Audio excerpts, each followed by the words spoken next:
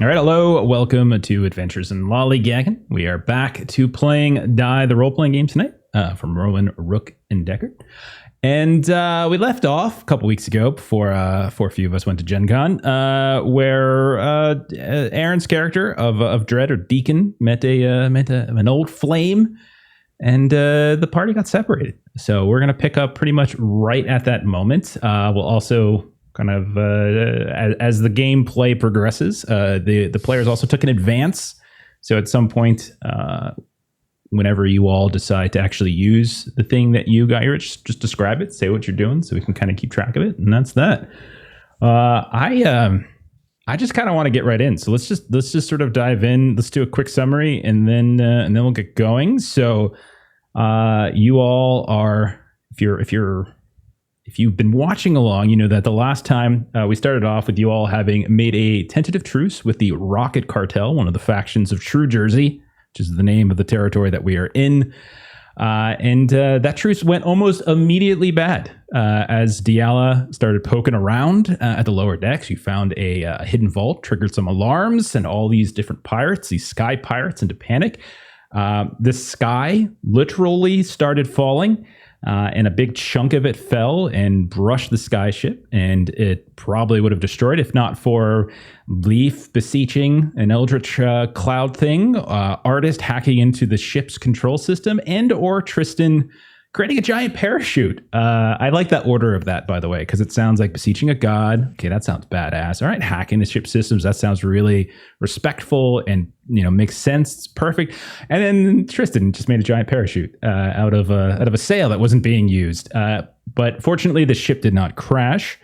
The pirates were not so lucky. As part of the deal with that cloud thing, to get the cloud thing's help, was that three quarters of the crew had to be fed over to that eldritch being, which you agreed to, Leaf. And random tentacles started appearing and sucking various pirates through these different portals, including the leader, Cred Pirate Inigo. The next in line was Ogzik the Ogre, who, once things started to go really bad, revealed that he was actually surprisingly intelligent, well-spoken, and sort of negotiated a bit of a peaceful transition. And then I think you also started to hear there was a lot of anger when you brought up the name The Machinist, as apparently this Rocket Cartel had friends. Their former captain, his beloved, were both taken away by the Machinists and locked behind the walled city, which you have heard about a few times at this point. You've also heard about the Sludge Factory and the Grim Machineries, and that apparently the Machinist is making something. It's like there's some sort of project that they're working on, and a lot of folk are believing that it might be triggering or has triggered the end of the world. So you decided you're gonna head there. You heard about a rumored entrance through the Sludge Factory because it sort of reminded you of your campaign from when you were kids. But along the way, as you were moving up the Copper Shore, you stopped at a place called Cinnamon's Lounge, and that's where Dread had an encounter with an old flame who was very happy to see him. And Leaf, you had we didn't really get into the big reunion just yet, but you also saw somebody you remembered. Not a flame, but more like a stalker, as Mike, a guy, was playing piano in the VIP area. And what happened is that Michelle led a few of you back into the VIP area. Artist and Tristan, you stayed out front. And when you tried to leave the VIP area, you noticed that the entrance, the doorway, was gone. And so we have a split party. We have a split combat, and we're going to dive right in. So, resetting, just so everyone knows where everybody else is. Artist and Tristan, you're out front. You see amongst you what looks like five of these like old timers that are kind of, their eyes started to glow at one point, like this bright red. So the two of you are up here with them, plus Tristan's pal Jeeves is going around giving coins to people. And then in the VIP room, which had the stage with the two pianos, there is both Michelle, Mike, and there are three Letterman's jacket wearing fallen that have slid out from some of the booths in the darkness, and that's where we find Leaf, Dread, and Diala. So let's get into actual combat then. So at 3, so we're gonna do this alternating back and forth. I already got your deck scores. Start with players, then we're gonna come to me, players, me, back and forth we go. So at tier 3, at deck 3, we've got Artist, Leaf, Tristan, and Michelle. Michelle being my character. So Artist, Leaf, or Tristan, one of you 3 can take the first crack at this. I do apologies. Quick amendment. I wrote the dexterity in the copy I sent you wrong. It's 2 for me. All right, let me move. Thank you for letting me know. I'll move that down to 2. Okay, so then we're going to start up front then, because both Artist and Tristan, you both have 3. So what you 2 see as these guys begin to move sort of sluggishly in your direction, jerkily, their eyes kind of glowing this red. They are not wearing Letterman's jackets, but as they begin to close around you, you do realize that they are not just in any old clothing. You start to recognize that they have like uniforms on of some kind. They're torn, tattered a bit. They don't at first didn't really probably mean anything, but now that you see a group of them coming at you en masse, you can start seeing what appear to be soldier type uniforms. You can't quite pick out exactly maybe which branch or how old, but you can see that they are all wearing some kind of uniform of military uniform. You also notice that several of them are have like little medals that have been pinned and tarnished to the point where like you can't even really see the glow anymore. Except Artist, as you're looking and you're getting surrounded, the 2 of you, you hear your AI speak up, and it's like, "Hello, look more closely." And it's like this. It's kind of a childlike voice, but it's also very. It's like it's gone through like a filter, and you hear, "Look more closely. Look more closely at those medals. They are not shining for others, but they should be shining for us." And that's when, Artist, you notice that they do seem to be kind of buzzing with the same sort of sense that most times whenever you see fair gold, like you saw out in the dumpster or by Ma's kitchen, and you see that those little medals seem to be like tarnished coins that are very similar to what look like fair gold. Okay. So that's all the setup for you guys. Either one of you can go first. You have an idea? Is there a chandelier here? High or low, Jeremy? High. There is no chandelier. However, we'll say that there does seem to be a very gross-looking, mal-shapen, mounted elk head at one point. Oh, excellent. Well, then what I want to do is run up to one, basically use my martial arts to try and flip him up onto that. Okay. Sure. So, sounds like a strength, I think. Sure deal. Or if martial arts lets me use dex, does that work for you? I'll do strength because I'm tossing them. If it lets you do it, then do it. Yeah, absolutely. Okay. Sweet. Let me check see if they have any. I don't think they have a defense. Yeah, no defense on them. So just a flat roll. As you get close to them, though, you do hear them sort of speaking underneath their breath. It's barely audible. You never got a word from them, really, when you first arrived. They just were sort of drinking down this awful swill that you tried yourself, and it did taste absolutely terrible. It didn't even taste like booze, really. And you just hear like them all, instead of saying, they all kind of say the same thing. They're like, coward.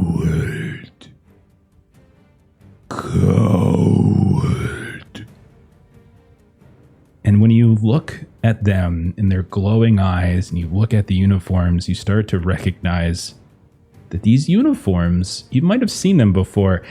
Tristan, can I ask Sean a question really fast here? Yeah.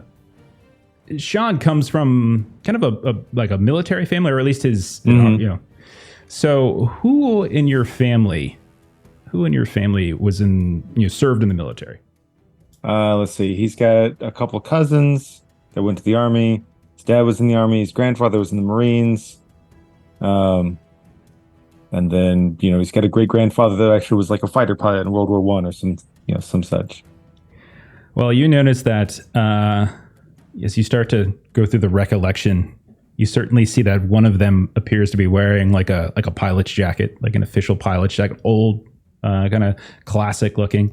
Another certainly looks like a more modern cut of Marines. And now that you're very close to it, you're an RO2C guy. Now that you're running up close to them with a better look, you do start to recognize a few of these uniforms. Well, that probably explains why I failed on all 4 dice. I come up and I start to grab the pilot's jacket and just kind of freeze up. And for a second, it's Sean instead of Tristan. And the eyes are glowing like this bright red. And you can see that the skin doesn't seem to be sitting particularly well. It kind of sags and starts to tear as it moves. And you can see beneath it, like this nasty old teeth are starting to reveal themselves. And whenever they talk, whenever their jaws extend, cowards, and like that just spittle comes out.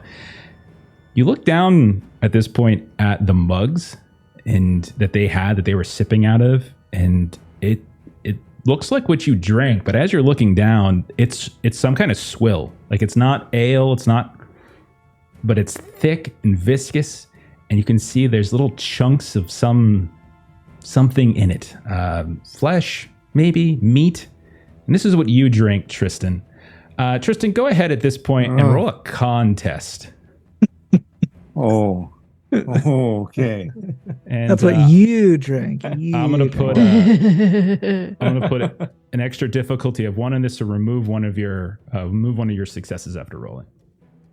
Oh God. Well, I can't really apply my full dice to this, so it's just 2 dice. I got 1 success. Oh wait, okay. No, I didn't. Okay. Because there's a difficulty, right? Yes. So you realize at this point that whatever they drank is what you drank, and whatever they drank seems to be some sort of liquefied, acidic flesh, and I would say you begin to vomit. Okay. I'm now leaning against the guy I was planning to throw. Oh God. We will cut inside then, as we're on 2 different fronts, but we're gonna cut inside as Michelle has a dex of 3. That bitch. Very quick. She was a squirrely girl. She very much was.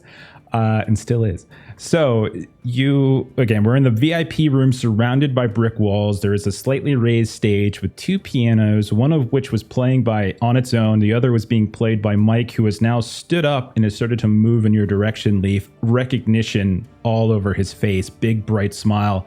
And you can see that there are 3 of those fallen that have slid out of these dark booths around you.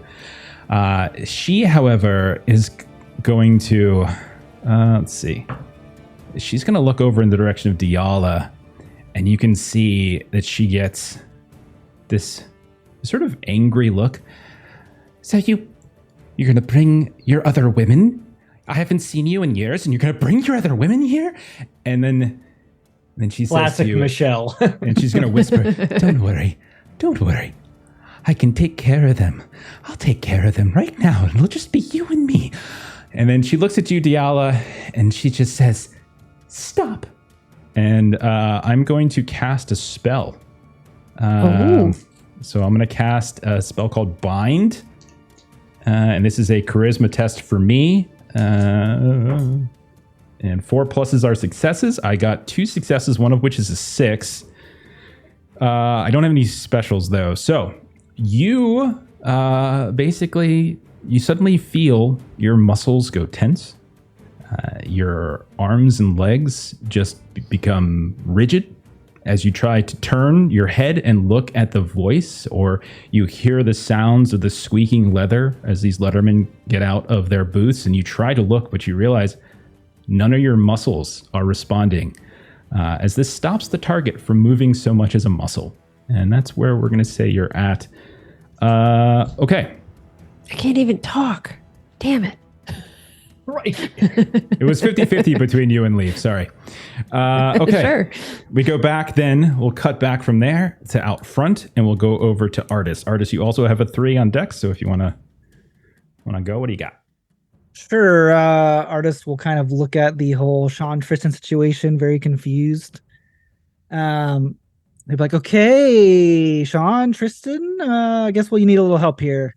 And he'll call up Adam and he'll kind of spray paint. You see like a little digitized screen on his arm. And he starts playing Alien Invaders or Pac-Man or something. And as he does, you see Adam start to hover over the aviator Fallen that's tangled up with Tristan. And he's going to, like in the Matrix, shoot a little kind of hook in the back of his neck. And I'm going to attempt to hack him. Okay, fantastic. I don't think these guys have any kind of defense, so it should just be a straight roll. Okay.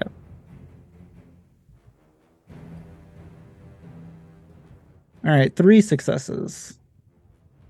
Yeah. So do you have any specials or anything that you need that you're gonna trigger? No, not for this. Okay. All right. So you take the. I kind of want to take control of him and then trying to kind of push him into the group and distract them while Tristan gets his bearings, and I kind of get a couple, break away a little bit to get some space from them. Okay. You rolled 3 successes, so I think the extra successes will carry it over, just like you said. Not only does Adam manage to get the hacking done, as the cord kind of kicks into this back, ripping away the flesh on the back of the neck, which was already kind of paper thin to begin with. This causes this creature to stumble into a few of the others, and I'm going to say that on their turn, we'll say for 2 extra successes, right? For 2 of them, they will have like increased difficulty on whatever they attempt to do. Sounds okay. Good. Then we're going to go to my side. So let's see. I'm going to have. I'm going to have one of the Fallen inside the VIP area go after Leaf, I think, as Diala has already been somewhat taken care of. So this lumbering mass, I would say, certainly was an offensive lineman at some point in their life, or maybe like a giant heavy-set friar. You're not sure because of this world. They come stumbling over towards you. Strange shaved head that doesn't really make any sense at all. Big bulbous red nose. And then there's that whole chunk of the sci-fi that drives Leaf nuts. And they're going to attempt to just... I think they're going to attempt to just bite you. Yeah. So hand-to-hand. So I'm going to roll... Let's see. So I get 3 dice for this. Do you have any defense, Leaf? I think... I do actually have a defense. A defense. Okay. I rolled a 5 and a 4, so one of those will go away. The remaining 4 will still be successful. So that's going to do 1 on my guard. Yeah, it's just 1. If you have guard, go ahead and remove from your guard first. Got it. This one of these is now in essentially in melee with you. Then we go to a bunch of 2s. We've got Diala, we've got Dread, and we've got Leaf. All are up for our opportunity here.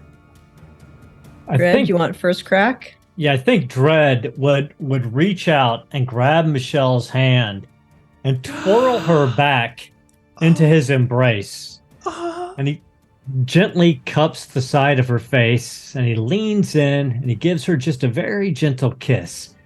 And he's like, "My beautiful, dearest Michelle, do you remember that moment in the school cafeteria the day after that horrible accident where my father changed my life? Do you remember when I walked in and you saw me? You saw me. But you saw everyone else see me. And I saw in your eyes that moment of fear. Fear not for me, but fear for what I would do to who you are in this school. Fear that you would disappear under the deluge of my suffering. Can you feel that fear pulling you into nothingness, my beloved? And I'm going to use the voice to try and make her disappear. Are you triggering Flashbacking. Yeah. Flashback? Yep. Okay, so I want to make Flashback. sure. Yep. For sure. I want to get that extra dice because who knows what shenanigans. Now, is she a fallen or is she something else? Something else. Okay. 2 She is not a fours. fallen. She is 2 something fours, else. a 6, and a 4 on my D4 for a total of a 7. Okay. So depending on what her willpower is, I don't know. Her willpower is not 7. She has a willpower of 4. So I exceeded her willpower. So yeah, she kind of just starts to compress and fade away like she did on that day in the high school where she faded away from Deacon's touch and slip into the shadows. Yeah. As she does that, you just like hear like coming from her voice, this little whimper as she begins to fade. She's like, but what about my problems? As she begins to shift. Okay. And you see the shadows bleeding down his face now, all the way down and just almost like flowing like tears off of his cheeks. There is a very clear and palpable shift in the room as all of the fallen, including the one that attacked Leaf, immediately their heads react and look over towards Dread. And although Mike had been strolling with a very wide smile in the direction of Leaf, his face is now going towards Dread. And you can see that definitely there's a sense of fear in them, but at the same time, like a determination as well. Dread just smiles. I am going to then have another one of these fallen in here. So I've gotten one already went. Here's my second. We'll step over, then we'll race actually in the direction of Dread. And we'll, attempt to pummel him, I think. Should be pretty easy. Okay. He's a bit of a glass cannon. Okay, do you have any defense? He does not. All right, I only rolled 1 Oh, 4. no. But that is going to be enough since there's no defense. So 1 point of your guard is taken away as you now have one of these on you. Okay, so then it's going to be either Leaf or Diala who is left. Leaf is going to step in front of Diala and grab with her skeletal arm, missing from the elbow, one of the scythes on her back to pull out. And as she does, for the first time, it starts to like light up with that green flame that holds her joints together. And the little skeleton icon on her clothes lights up with little flyery green eyes. And she's just like, all right, let's finish this a little bit sooner now. You guys, none of this matters. Nobody visited me in the hospital. All of you are just non-existent paper people.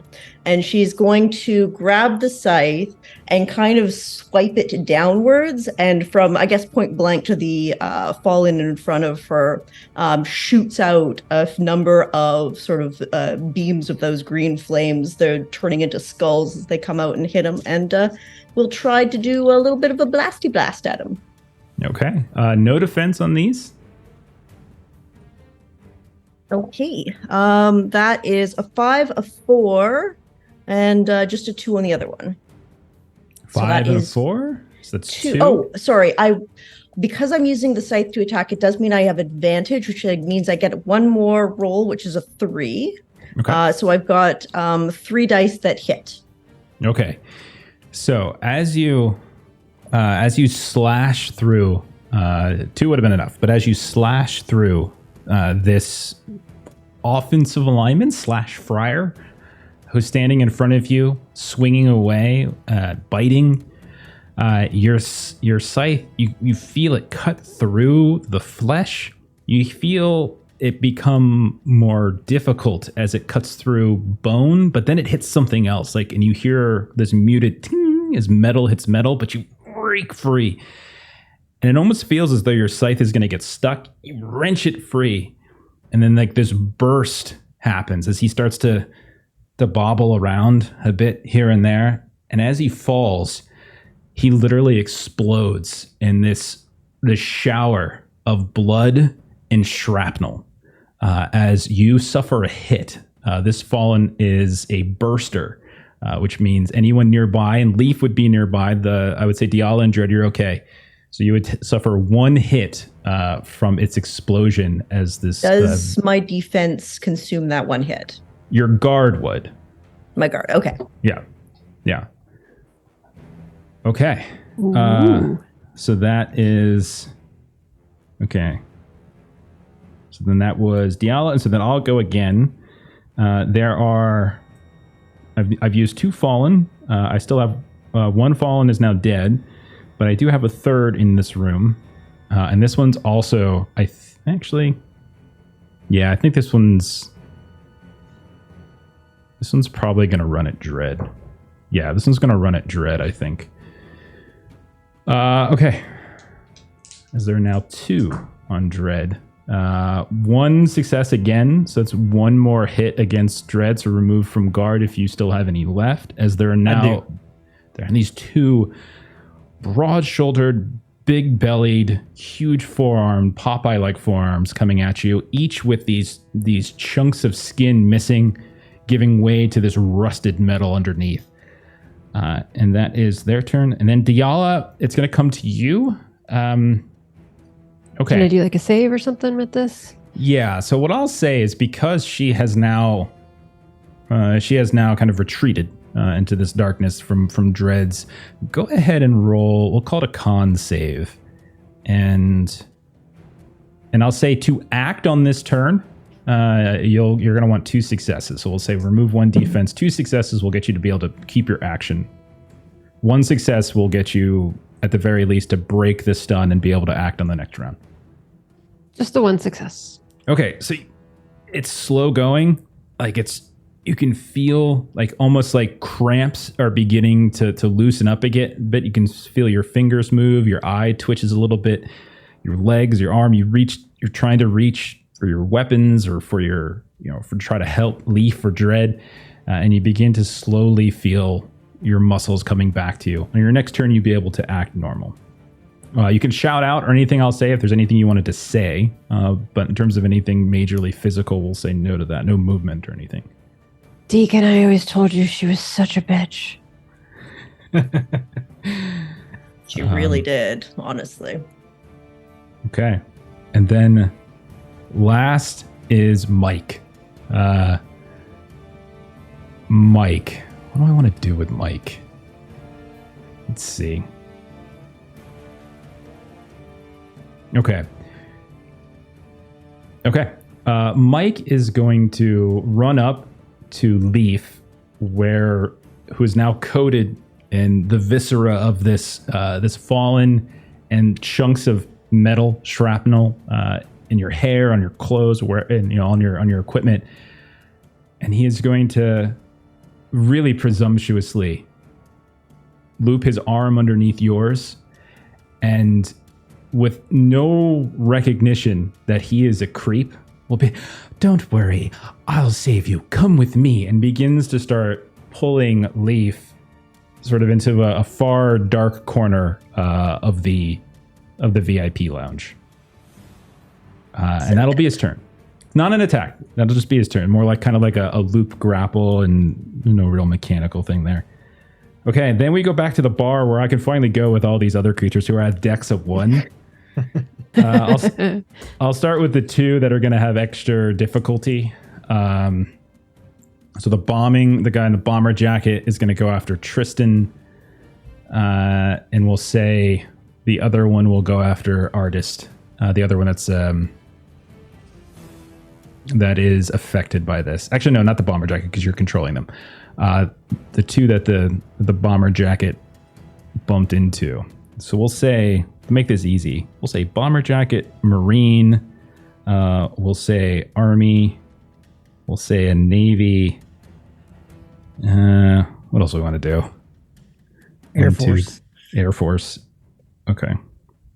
Just to make that easy to keep track of. We'll say the marine is going to go after. It's going to go after Tristan. Okay. So again, you're going to have +1 defense on this. So whatever your normal defense is, +1. And all right. I actually rolled a 5 and a 4, but you have 1 defense, I believe, Tristan, plus the extra. And so both of those, the stumble as this comes back, mouth kind of opening a little bit wider like a snake's might as the jaw begins to kind of unhinge and is unable to get to you. The army guy will go after artist. Same deal. He's got an extra defense, which will be canceled, which I only have 1 success. So once more, he kind of stumbles over the body of the bomber jacket, mouth growing wide enough that it could chomp on a watermelon. Like that's how big and wide it is with these gnarled teeth. And then we'll split it evenly again. Guy in the navy uniform will go after Tristan. This is just normal defense. I rolled a 6 and a 4, man. How many? You have just the 1 natural, right? 1 natural. I don't know if this guy also has the bonus defense. No. Okay, cool. cool. I gave one to each of you. So this is just Perfect. straight up. Okay. So I'll take 1. Okay. Well, the good thing is that I can't. Trying to remember with specials.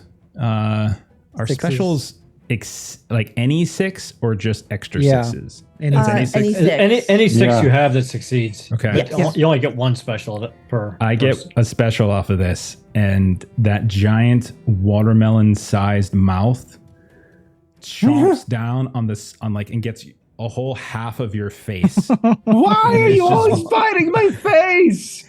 And the special for this is that eat you alive. No! This hit inflicts 2 wounds, so you take 2 wounds. Ah, Viking. God. That was on top of the 1 he already took. He took 3 total, or it's 2 total? Yeah, I 2 think I'm into total. it. I think I'm 2 total with that because the other one I think you're guard. Okay. All right. Oh, God.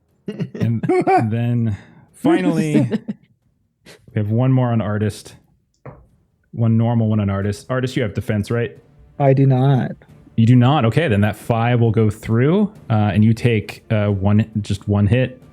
So if you have guard still, go ahead and reduce it. And that is the end of the round. So getting a lay of the land again out in the main bar area. We've got 1 bomber jacket wearing zombie. Adam has taken control. There's like a marine guy, an army guy, a navy guy. The navy is the one that is currently trying to bite Tristan's head in half, and then also an Air Force guy. So there's 4 active and 1 that has been hacked. Inside the VIP area, Leaf is being dragged away into like the dark recesses of the VIP lounge. Michelle has withered due to dread. Diala, you are getting your feeling back. However, Dread does have 2 fallen on him, even though one of the fallen has already exploded and is on the ground. Top of the round, Artist or Tristan? Actually, both of you get to go because Michelle's out of the fight. So both of you can go. You can go first if you want. Oh, God. Get off. God, stop. Basically, Tristan's going to do his best to just kind of like roll back and push up and then stab with the rapier. Okay. No defense on these. So go right ahead. All right. Well, that's lucky. So 2 hits, one of them is a 6. So I'll get 1 point of guard back. Do you have any specials that you can use with those 6s? The rapier has a special that on a 6 you get a point of guard back. Oh, okay. Perfect. What is so two total damage, right? 2 total damage. Yeah. Okay. It is not enough to take this one out, as they do have 3 health. So this is the Navy guy that you're attacking. Okay. So his mouth very, very wide and open as you wrench your own head free and you lunge, thrust the rapier right through the mouth. You feel it kind of rip out the back of his head. Eyes still glowing, kind of that feverish red. I like to hope that my point of guard coming back is that I use him briefly as a human shield. A second one comes lunging at you, but you manage to turn just in time. Artist, you're up. Okay, so I have a question. Now that I control a fallen, can Adam go and like try and attack that same Navy guy that got attacked with that one? Okay. Sounds good to me. So you're gonna go after the one that Tristan is currently fending off? Yeah, and then Artist will do something else. Okay. So roll, it's just 2d6. They have 2 strength, nothing special. Now, would I get the AI bonus on this as well because it's being controlled by him? Or great question. I know it says. I'm looking at it now. It says to hack, but it doesn't say anything like additional once you've hacked someone.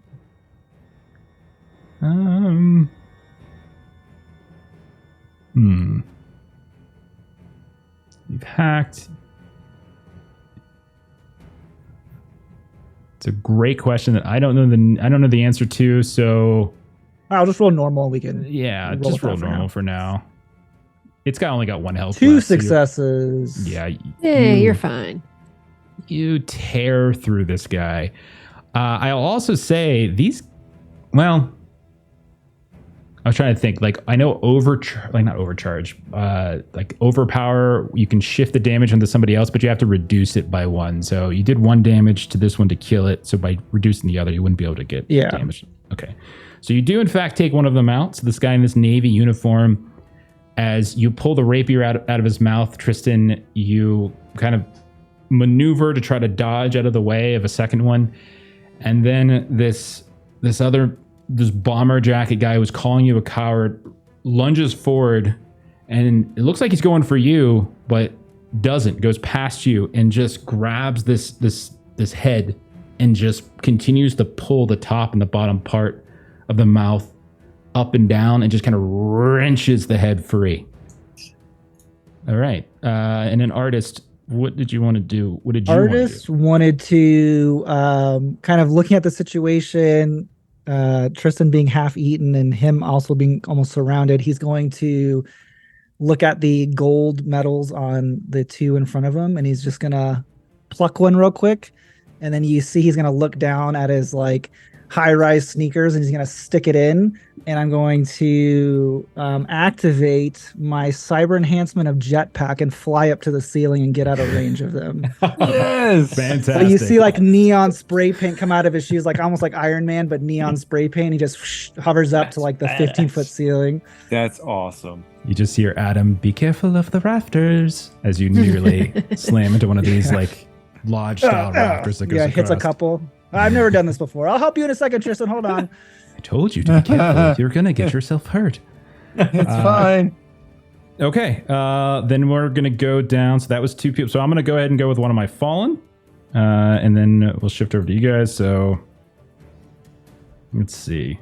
So one of the fallen in the VIP area will go ahead and attack. It's on Dread, so I'm just gonna keep swinging away at Dread. Let's see. So I get advantage for that. Okay. You have no defense, right? No defense. Take another hit as I rolled a 5. All right. He's down into his health now. Oh boy. Okay. Feeling the pain. All right. So that's one that is gone. And then it comes over to Diala, Dread, or Leaf. Any of the 3 of you are welcome to go. Is it okay if I go here real quick? Sure. So Deacon pushes down the head of this thing that's on him, and you see his hand point out, and his long blackened finger points right at Delia. Delia, I remember you on that day too. I saw the fear churning in your guts when you saw me. You were afraid to talk to me. You were my friend, and you were afraid to come up to me. But you're not Delia anymore. You're Delilah. And you see everything. You hear everything. You feel everything. You are a knight, and you are going to protect me. And he forces this fear and this vigilance to bubble through your body, up out your pores, out your throat. And he strikes out with his gifts to save himself. Okay. Unless you choose to resist. I got a 3 on the 4 and a 5 and a 6. So I'm going to dial it down. And unless you resist it, I'm going to pump you up to emotion level 4 Oh, good Lord. with creative violence. Oh my. 4? That's Doesn't that's that, like kill us all? no, 4 I think is like what was that? That's like It's a Four city. someone We're in Defeat a like city. a tiny village. yeah. You're going yeah, okay. This is going to be fun.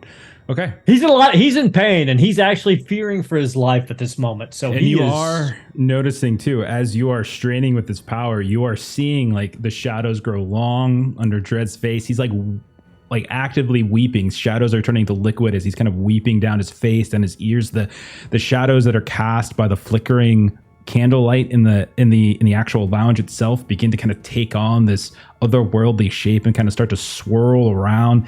It becomes very, very unsettling in here as it just seems like the darkness itself, of which there is quite a bit, seems palpable all of a sudden. Okay. That's going to be fun. She's going to destroy this village so fast. Okay. All right. I have another fallen left. Okay. Leaf, you can go next. Thank you. I'm waiting for Jeff to finish with You this can take follow-up. your turn before you get obliterated. Right, yeah. Appreciate. Leaf can handle Mike. I'm about to. I know. Trying to I know. decide. I won't take that away from you. Appreciate. I'm trying to decide if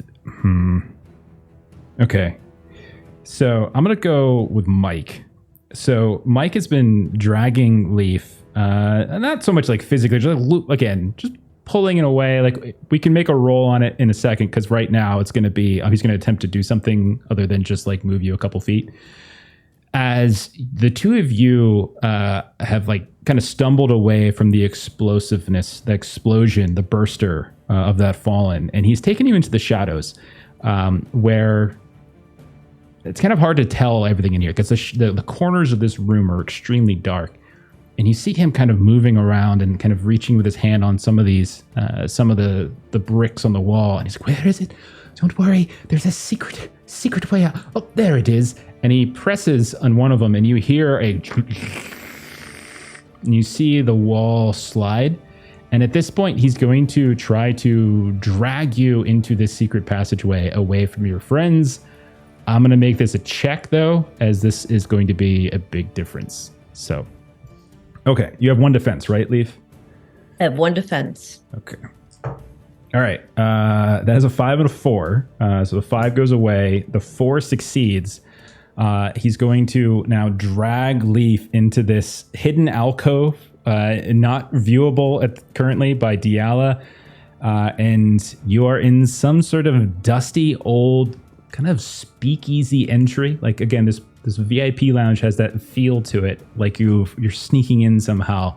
And it's just you and him. You hear the sounds of the wall grind once more as it closes, and you can no longer see Diala or Dread. However, it is your turn if you would like to go. I would. Leaf will essentially wrench her arm out. Get the fuck off me, Mike, as she goes, you see this. I lost my arm because I went into the woods and then got lost and hurt myself, and nobody came for me for a week. And some hikers just randomly found me. Don't even remember their names. And then in the hospital, My parents wouldn't visit me. You'd never come. None of my friends came. I sat there alone. You think I think you care about me? You just care about having something unattainable. And she's going to just, one of her hands that was still grasped on the scythe, kind of dragging on the ground, making the metal on rock sound and scrapes, and just like whips it up and slashes down. So she should be able to include a flashback to her roll. Absolutely. Excellent. So take your advantage, extra die. As she slashes upwards with just an arc of green flame that shoots out towards him. That is, I got a 6, 2 3s, a 4, and a 2. So 2 successes. I also got a 12 on my 12, but that doesn't do anything. So with the 6, unfortunately, I can't see Dread, but it doesn't say line of sight, so I'm still going to do this. So I have one special. So he's going to take 4 damage, and then because I'm using the Reaper, if this hits, wounds heal 1 for any target. So there's a lifeline, a little string of fate that suddenly appears connected to Mike and runs straight to Dread through this hidden wall. We'll say the mortar somewhere is a little fractured, and we can see that little tiny bit of string shoots out, and I'm like, Dread's not supposed to have that wound. You're supposed to have that wound. You're not worth anything, and will remove 1 damage from Dread. Okay. Awesome. Doesn't add to the other guy, but 1 of the damage came from the Dread's damage. You obliterate Mike as he falls to the ground in utter shock, his guts spilling out. But he looks up at you, and you can see tears are streaming down. It kind of becomes pretty clear pretty quickly that it wasn't actually the physical damage that he is weeping from. Maybe it's the betrayal, but his final word, but I did visit you. They wouldn't let me in. And then he fades away. Okay. And then she'll just go and try to start smacking the wall to see if she can figure out how to get back out of here. Let's see. That means I get another fallen. The other one on Dread will attack Dread again. Newly healed Dread. All right, that is a single 6, but nothing extra. So that heal that you just got, take it away. So I immediately. Thank you, Leaf. Otherwise, I would be down. Yeah, I am technically a cleric. Just a little bit of flavor on that. Okay, you are, however, Dread, completely overwhelmed by these 2 very large, very meaty-looking fallen who are continuing to swing away. Let me go to Diala. You've got your movement back. You feel a surge. Every sound, every breath, every fluttering of a fly's wings, the scraping of an ant along the ground, the slight reverberation of the brick wall as it closed. Everything is just suddenly bombarding you as every little thing, every sensory detail has suddenly crisper than it was a moment ago. You feel a surge. It's almost hard to control. Diala might have never felt so much power rushing through her at a single point, but you nonetheless have this just utter enhanced sensory feeling. What is Diala going to do?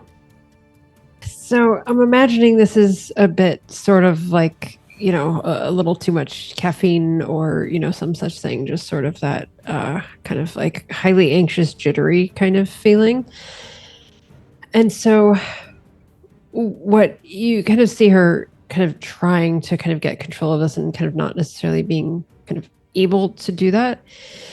So you're going to see kind of what you've seen before where, she kind of reaches her right hand into her left palm, grabs the pommel, whips this out, and you see her, kind of with the whip sword. She slams it back down on her left fist so that it kind of becomes kind of a solid sword instead of a whip.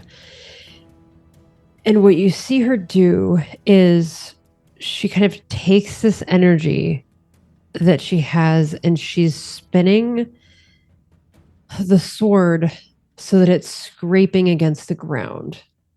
And so you just get this just sort of faster and faster and faster sort of whirlwind movement that she gets. And she's making sure that she's hitting kind of the tip of the sword against something that's a hard surface that's going to spark.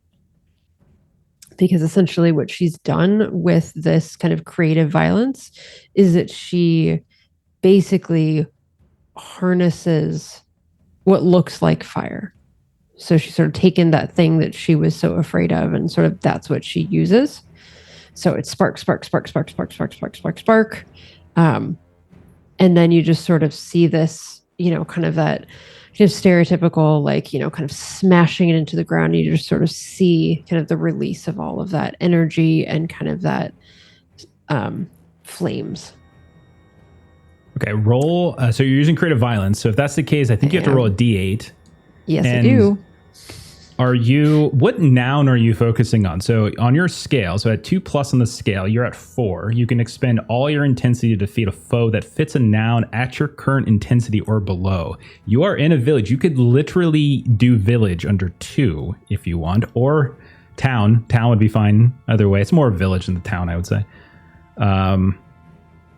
You understand that the I know you haven't read the comic, but like you could literally just bring this entire village down, like in this whirlwind montage of you going and just ripping everything to shreds, setting everything ablaze. Is that what you're attempting here? So it's not going to hurt your party. It's not going to hurt your party. Yeah. Don't worry. Okay. I would say that my aim is this building. Okay. So that's kind of what my aim is. Okay. Now I have to roll the d8 because this might D8. not work and this might all go to someone in the party. Has to beat your current intensity. That's the problem. So my intensity is 4, which means I have to beat a 4 on my d8 roll. Yep. You got this. I got a 4. Okay. It does say beats. It beats your current intensity. No. Double damn crikey. So I'm just gonna read it as it is. It doesn't say it has to equal or above. It does say beats. So I'm gonna go that route. If you want to look it up, I'm looking at the shorthand character sheet. So that's what I'm looking at too. Yeah, if you want to look it up in the your PDF current of the rule intensity, book, you succeed. Which it does not. It equals. So if not, which it doesn't, you do it, but you or someone close to you suffers wounds equal to the result. And the GM adds complications to your success. Either way, reset your intensity to 0. So if not, you do it. So you do manage to... I do it, yeah. Yeah. The thing happens. It does say in the book, if the result is equal to or less than your emotional level, you achieve your goal. But you or someone else suffers close wounds to your result. Yep. Equal to or less than your... You suffers the results, yeah. Yeah, okay, yeah. Because it's written the opposite in the sheet. Yeah. Okay. All right. So basically what the sheet says is if you roll equal to or under, you suffer the wounds. Mm-hmm. Yeah. Okay. So I'm going to go ahead and take it. Or someone close to you suffers. Yeah, that's fine with me. Yeah. I'm going to say I take it. I haven't taken any hits yet. So everybody from the front with the zombie sailor, soldier folks, to the hidden stairwell out, Leaf, you feel this rumbling, the shaking of the very foundation. You feel it suddenly grow extraordinarily hot. Those of you in the VIP room, so of Dread, you can see this as the tiny sparks that began with Diala catches fire, and not in a way that follows basic chemical growth. It seems to like magically just grow in this roaring inferno, this roaring flame. Fortunately, Dread, the two foes in front of you actually block you from taking that huge backdraft, and they just burst and melt in front of you. but she can't control it as the fire just continues to roar around. You can see, Leaf, that the bricks themselves almost begin to glow with this sort of orange. The mortar kind of grows drier and drier and begins to fracture and crumble. Those of you out front, Artist and Tristan, you see this explosion from the hallway that your friends had gone down. You see this chunk of brick wall just goes flying first, smashing, taking out 3 of these zombies, one after the other, and just flopping right on top of them. The 4th, that's kind of, it's still up. The bomber jacket one is suddenly this huge inferno of fire follows that brick and just sweeps through the entire room. Tristan, you're on the ground. Artist, you have time. You're in your jetpack up above. As I'll say that the 2 of you can describe, how do you escape this blaze? Artist will pick up Tristan and fly out. So he can go as fast as any creature like in existence. So like, what's the fastest bird or something? Sure. Yeah. That's as fast as he can go, whatever the fastest is. That is not a question I had prepped for tonight. Yeah, I don't know what the answer is to that question, but that speed is how fast he goes with Tristan. Whoa! And the 2 of you go flying out the front door. You feel a tug on your ankle, Tristan, and as you look down, there is the hand of one of these soldiers that are there. You can see a ring around it, this kind of serviceman's ring or something like that, like somewhat a designator. As the 2 of you go bursting out, you look back, you see the entire place is ablaze and crumbling in upon itself. Tristan, you look down, there's Jeeves. Coin! Holding up a tiny coin in your direction. When all's said and done, the fire quickly fades, much more quickly than you'd expect it to. You can see that there's this black smoldering ash all over the place. And at the center of it, there's Diala. What does Diala look like as the smoke starts to clear and Tristan and Artist and then Leaf from this other little nook? What do they see when everything comes crashing around, Diala? So Diala is she makes a very sort of kind of statuesque appearance because everything about her is kind of contained because she's got the shaved head, she's got kind of the tight clothes. And so she's just, kind of elbows in, sword, kind of jammed into the ground, eyes closed. So it's definitely just kind of an outward release.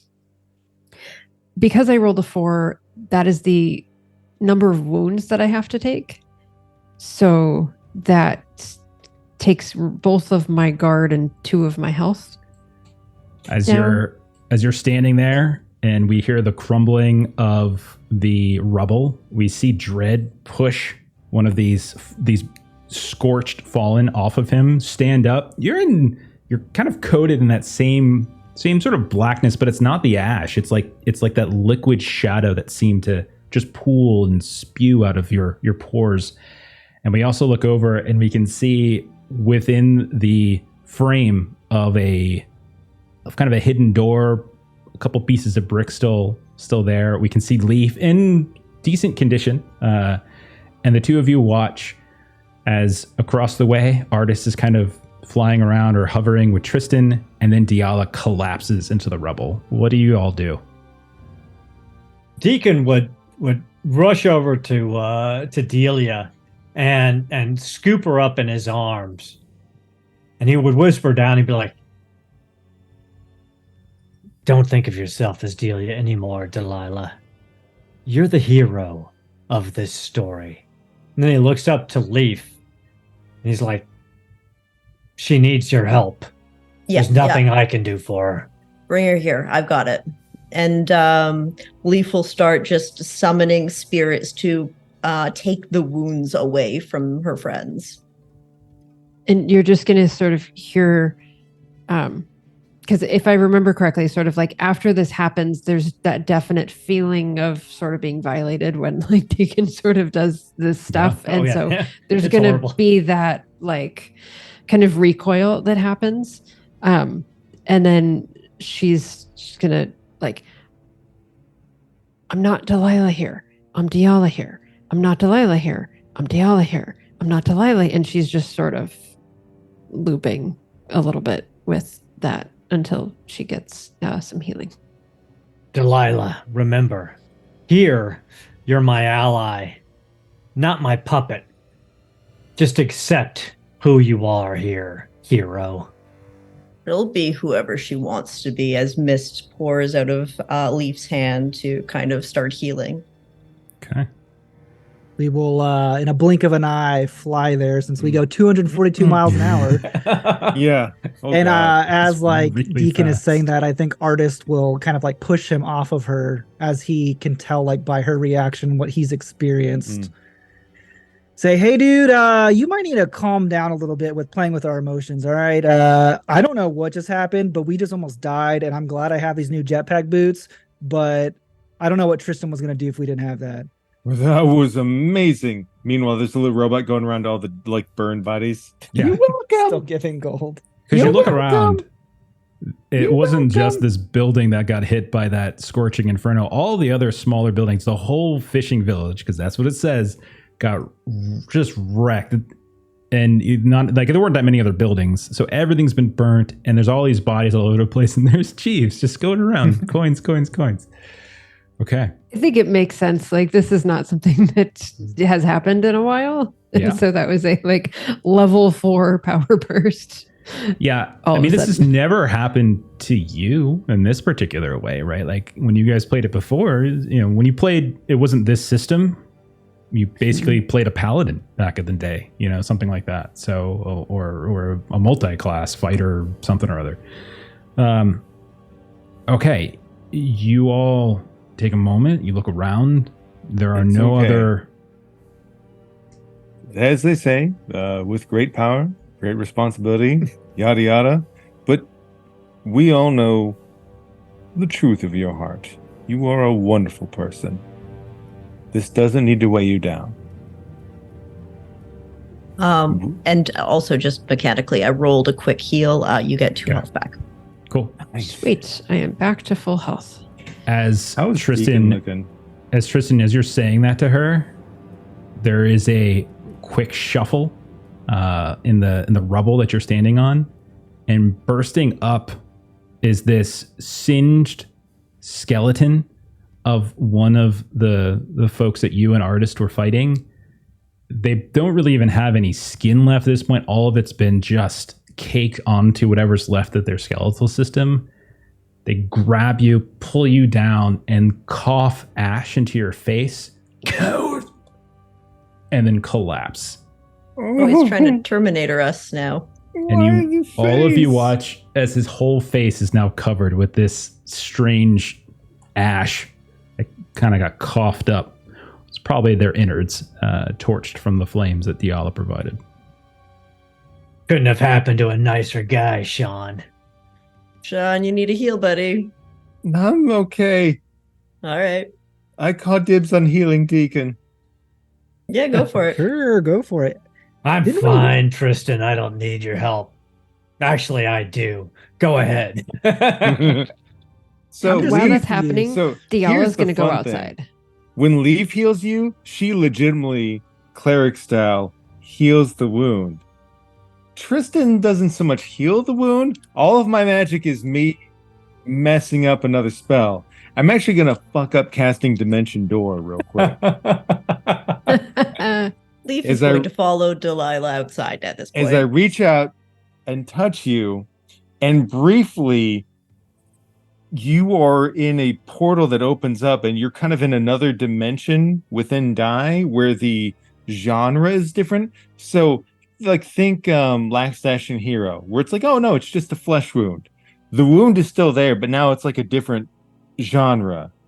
And like your appearance maybe shifts for just a moment as that happens. Like maybe you look cartoonish or something for a second. Just rub some dirt in it. You're fine, Deacon. Deacon bends over, dry heaves for a second, stands up, looks Tristan in the eyes. I hate you so goddamn much. Oh, that's what I was hoping to hear. I mean, obviously, I would never be disappointed if Leaf healed you, but it just this is kind of the highlight of my day. I needed. I mean, you can look and see. The whole ash in the face thing doesn't really do it for me. And another one bit me in the face. But you, right now, that hatred, because I know hatred comes from caring first. You see the shadows start to really drip down Dread's face for a second. He's like, I'm too tired. You're not worth it. And they're cartoon shadows, too, for a brief moment. God, I hate you. You're animated. So as you all heal up, you're in the rubble, this charred rubble of this fishing village. No signs of any more fallen or these zombie military folk or Michelle or Mike. Anybody who was in that blast is probably no longer with us. It is, you would probably peg it at afternoon, but when you look up at the sky, the color doesn't really make sense. It doesn't seem to align with what you remember of how this world was described. It doesn't seem to align with your real world understanding of like the changing of the day. Everything kind of just looks a little off, like it's going through some sort of Hollywood filter. What would you all like to do? Well, we had someplace to be, so why don't we get there? Agreed. Artist, Yeah. thank you. That was amazing. No problem. Artist is gonna go check for those fair gold that was on the zombies and see if he can find any from the salvage. Smart. Yeah, roll an int test, right? I think that's what it is for you. See how much you can get out of the rubble. None. None? You'll get one at least. Okay, then one. Yeah. Okay.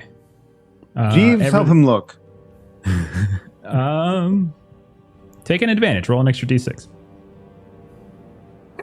Nothing. Nope. Okay, so you've got one. All right. I got nothing. It's okay, little Jeeves. I got a tooth. That's weird, but all right. It's got golden feelings. It's not your tooth, right? I'm robot. Hey, you never know with this world. That's a good point. I got a tooth now. It just starts to grow. So yeah, I think Artist will go do a cursory scout now that he has a jetpack and can fly at 240 miles an hour. okay. That's amazing. Sure. If it's just cursory, no roll necessary here. I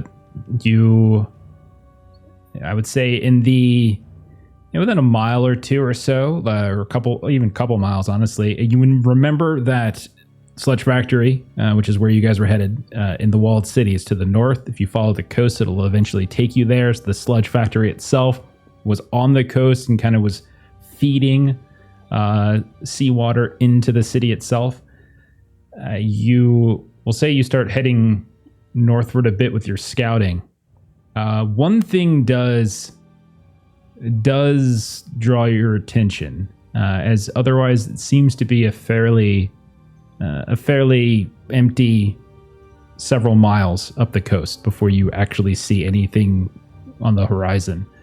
But you do notice on the beach itself, there is a large whale that seems to have beached itself, and you can see its tail is kind of flopping up and down a bit, as if it's not dead.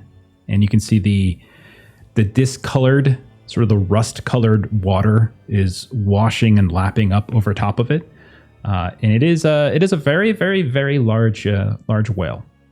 I would say that's the thing that probably stands out more than anything else that you've seen. Yeah, so I guess as he's flying over, he'll ask Adam what he thinks of that. Like, hey, so what's that? Is it a whale or is that some like robot whale? It appears to be a whale, as far as I can tell. If we get closer, perhaps we can determine. However, if we get closer, perhaps it could also harm you. I wouldn't want that.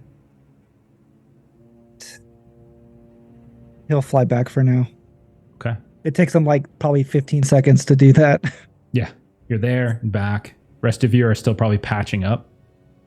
But yeah, you did like at least a couple miles very easily without having to really worry too much about it. You don't see anybody else moving around. Like you don't see any other travelers coming and going, anything like that. Which does beg the question where Ogzik the ogre and the others went. Yeah. I'll relay what was seen in the whale. Was there a potted plant nearby? No? No. At least one person gets my references. I appreciate that. Hey, who doesn't love So Douglas Adams? Diallo is outside, and you kind of see her, and she's kind of wrapping back kind of around her wrist, and you just sort of see this kind of head shaking. And if you're, if Leaf or someone is kind of close enough behind her, you just hear this, what was that? What the hell was that? That's not how I'm a whip when we do that. I'm not a sword.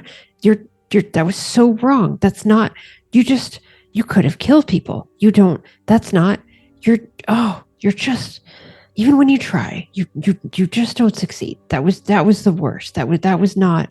Yeah, you all right? Yeah. Just You're just out and here then by yourself ranting. And I wasn't saying anything. I was, and she wasn't saying anything. It was the sword that was berating her. And you don't need poor to say performance. anything. We know you're a wonderful person. These are trying times. We I believe in thought- you.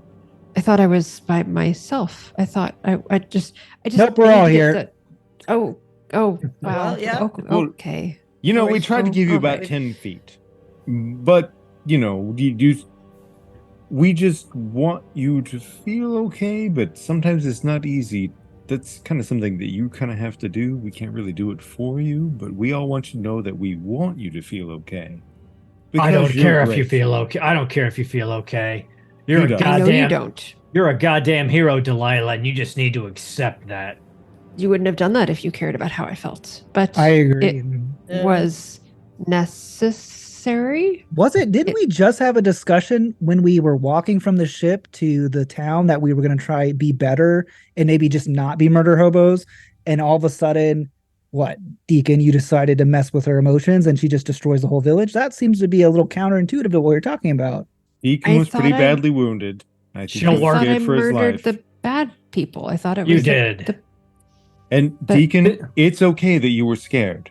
It's okay to be scared. I'm always afraid.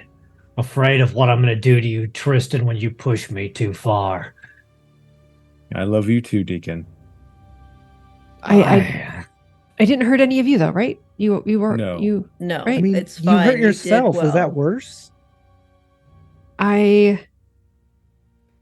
And she just sort of instinctively reaches for the arm that she kind of pulls this whip sword off of, because she is used to hurting herself, so that's not problematic for her necessarily. I can take it. I didn't want to hurt You any shouldn't of have to take it. Heroes make sacrifices, artist. She did the right thing. You compelled her to do it. She didn't even have a choice. Just I like just- when you did the same thing to me when I was trying to hack it, which is supposed to be what I'm good at according to my character sheet, but you still did it. I just opened her up to what was already inside her. She How just about maybe needed a next time push. when your ex-girlfriend shows up, I just have a little cojones and don't follow her like a little puppy. It's a good point. Oh, she was a Yeah. bitch. We I don't shouldn't think have. Yeah, done- look at you was a bitch. You did all that, split the party, which everybody knows is like a traditional sin in all these And games. she was hanging out with fucking Mike. and Mike, Now that those creeper. two deserve yeah, each other. you guys remember Mike? You weren't in the VIP room, but Mike was there. Those two Ooh. together, that would have been fantastic.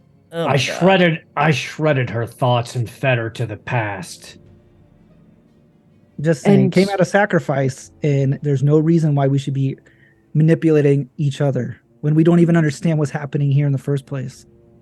It it feels good to be able to do those things, but maybe next time a little less. Going from, like, if I were to put numbers on it, a 1 to a 4, it's a lot all at once. Maybe just like a 1 to a 2. I think maybe I could handle that a little better. I'll work on that, Delilah. I'll do better for you next time. I promise. All right. Well, We're allies after all. Deacon, we believe in Yeah. you. Delilah, even though you may not like the way he was saying it earlier, it is true.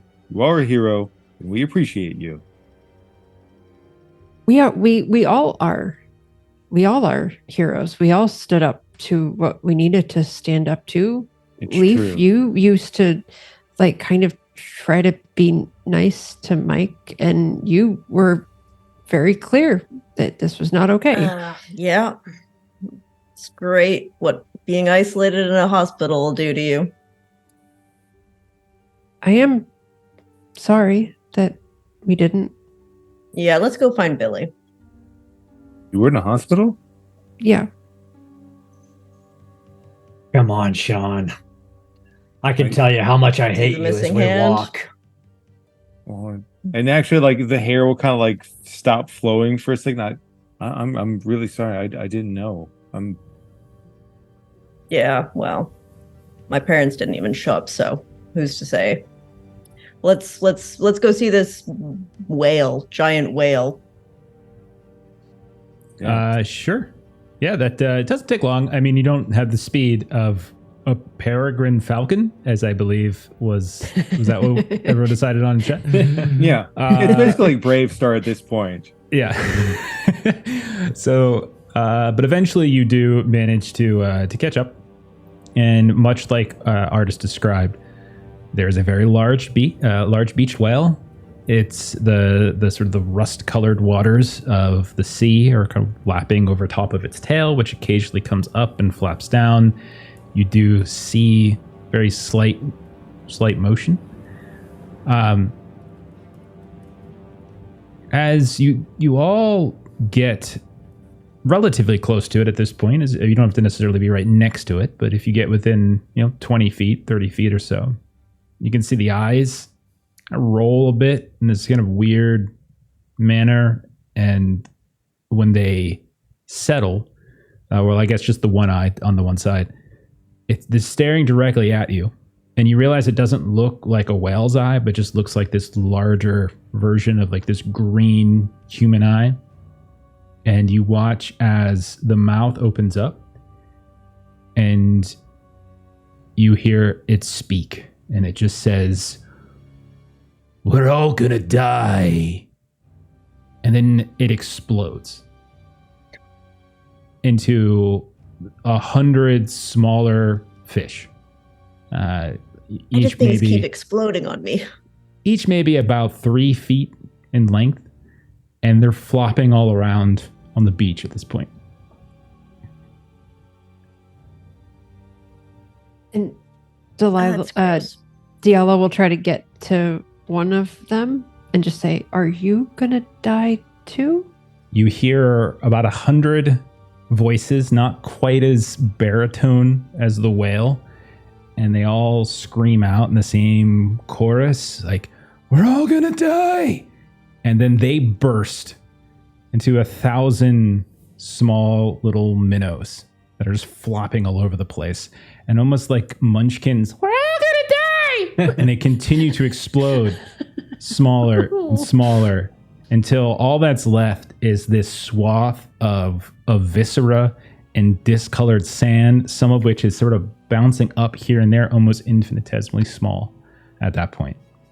How you feeling about that, Diala? Not good at all. Like, she already just coming here looking at the whale was very much like looking this over, and this definitely has her concerned. Would you say that you were driven more by kind of, were you coming up here cautiously, or are you coming up here more out of like With concern? interest, Okay. I would say. Okay. You can go ahead and kick back up 1 on your emotion level then, on your emotion scale. Awesome. Oh. Okay, so what I want to do, can I have done this when they were in the process of sort of this change? Yeah, this all happens probably in the span of 10 seconds. Giant whale down to hundreds of smaller fish down to, like, all of it happens like every couple of seconds. So it doesn't take very long at all. It's all just one after the others. Okay. So what I would like to do, if possible, is vent that with personal knowledge. So gain knowledge of who or what a target feels that emotion, like interest or vigilance, most strongly towards. So like they're saying they're going to die, but like what is the focus of sort of that energy? I think you would probably be able to get a sense of why they were beaching themselves, like how, like this sense of escape. The ocean is colored rust. There's a whale that was beaching itself.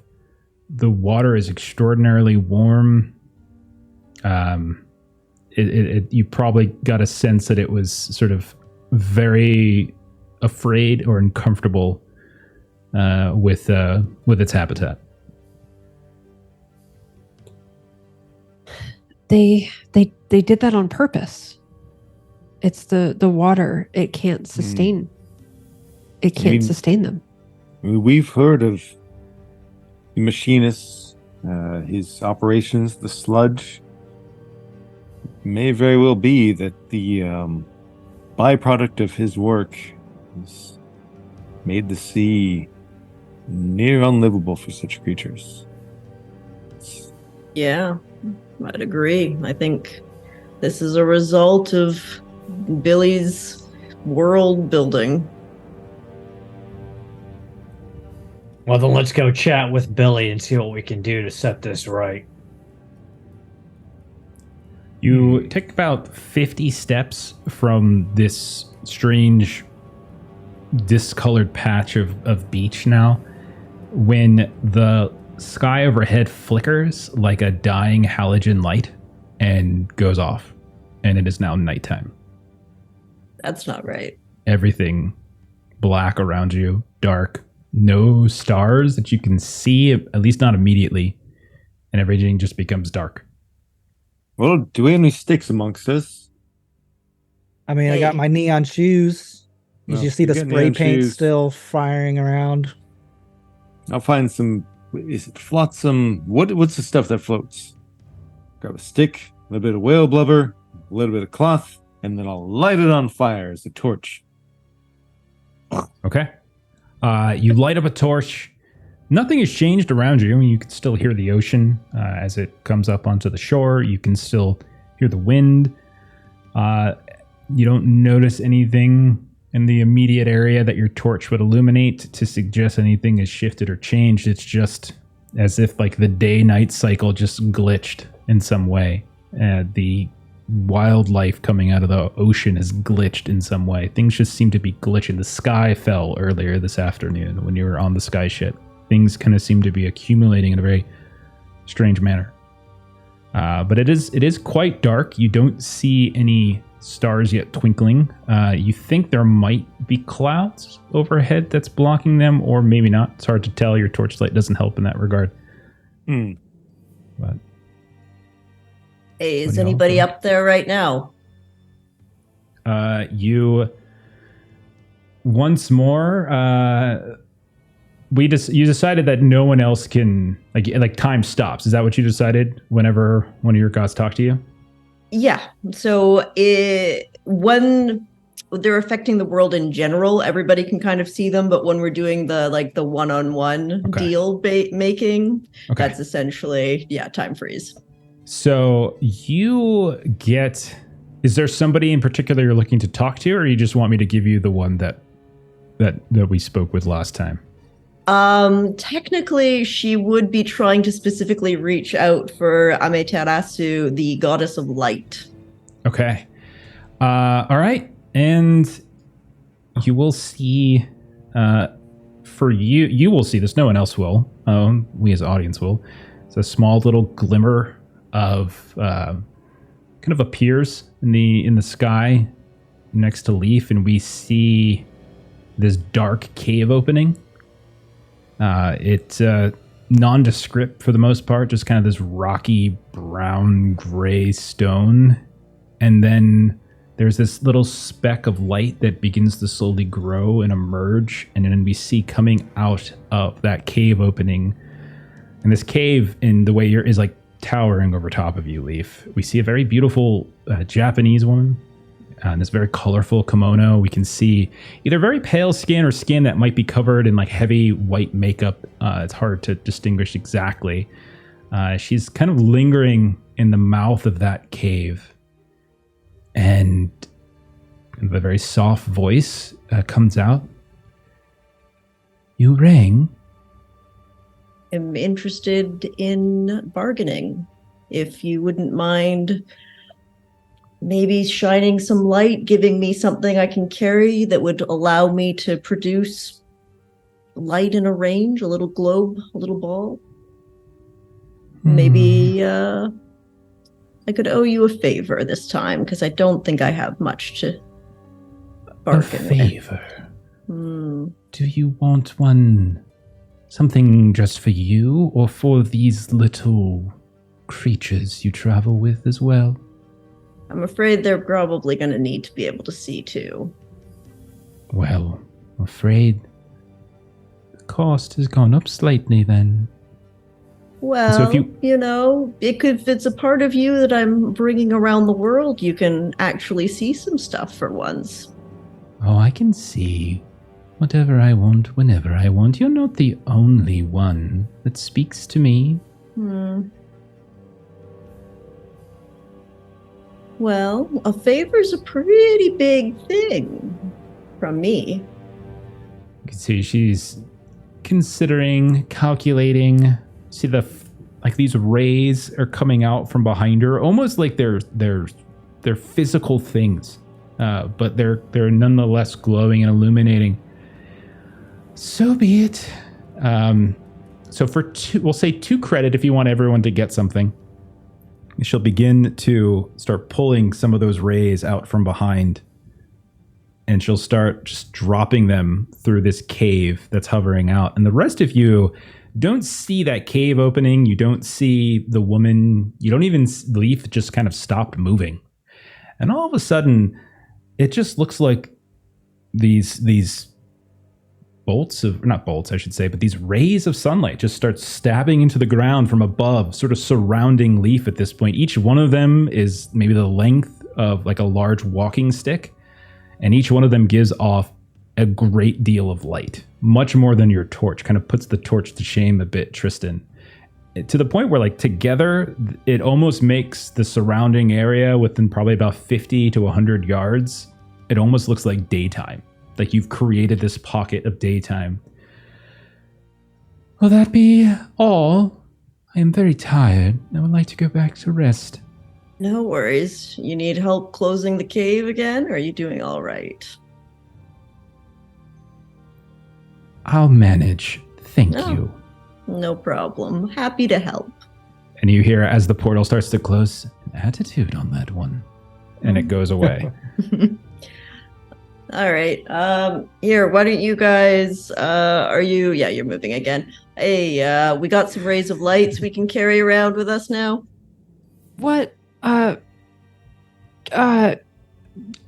Tristan, that light was bright a minute ago, and now your light looks a little less bright than that light. Doesn't even matter. This was fun, but this, and he's gonna pick up one of those little things and put it over his shoulders like he's doing some sort of like drill. No This is lightsaber amazing. battles. We need them to survive. I know, I'm carrying it with me. Okay. Feels so strange too, because when you pick it up, it's not like you're picking up a long light bulb, right? Like you don't feel like some glass. You just put your hand around it and like you're literally grabbing light.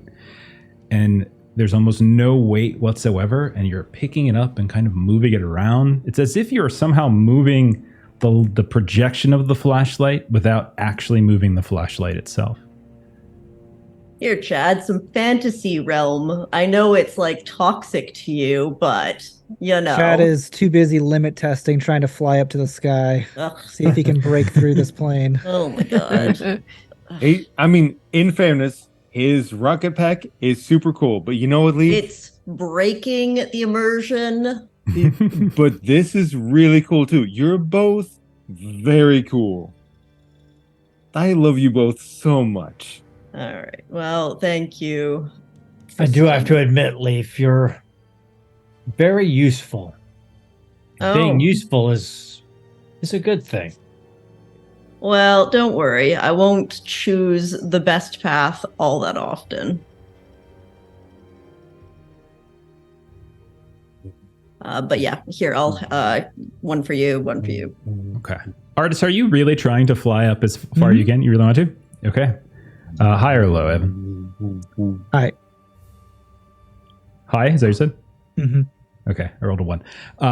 You are limit testing. You're flying up as far as you can. You're looking down. You can see light is manifesting somehow on the beach that you just left. And are you going full speed? I mean, I guess he would. It just depends. Like, if he feels like he's getting closer to something, like it just depends on how he feels. You're just like kind of flying up into sort of this vague blackness. The higher up you get, you start seeing what looks like some more grayness. It's getting colder up here as the higher you go. You're also noticing like there's probably some cloud cover as well. Yeah, I mean, I guess it depends. You can roll like an int check maybe to see if he feels like he understands how high he's going. Let's make it a dex test because it's probably going to be more reactionary. Okay. Roll a dex.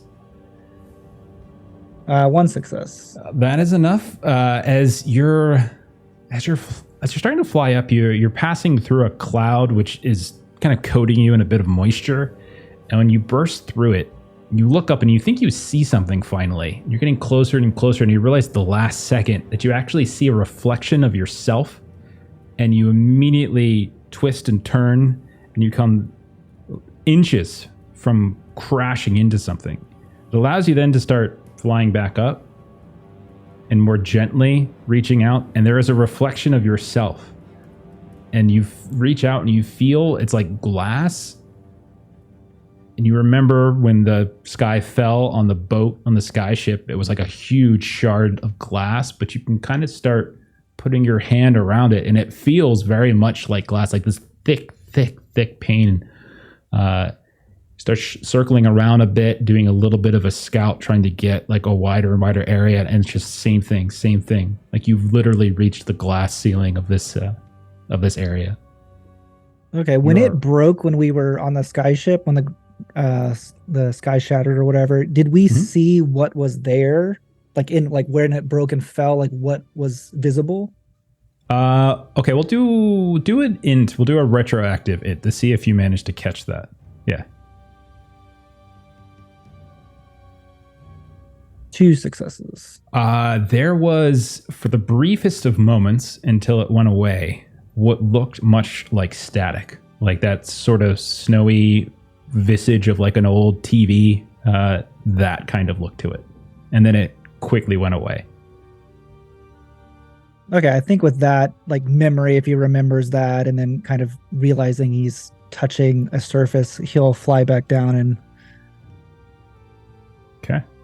And when you get down, you're probably shivering a little bit because it was quite cold. You got coated in some moisture going through the cloud. But when you land, you can see there are these glow, and it's much easier as you get closer. You realize there's this huge radius of light, almost like daytime's below you, and you're somehow flying down towards it. And you can see that people are handing out these stabs of light. Land, and he'll be like, fuck yeah, energy ammo for my gun, and grab one and put it in his gun. No. Okay. All right. So you've got these rays of light in your inventory. You've got a decent radius of extraordinarily bright daylight around you.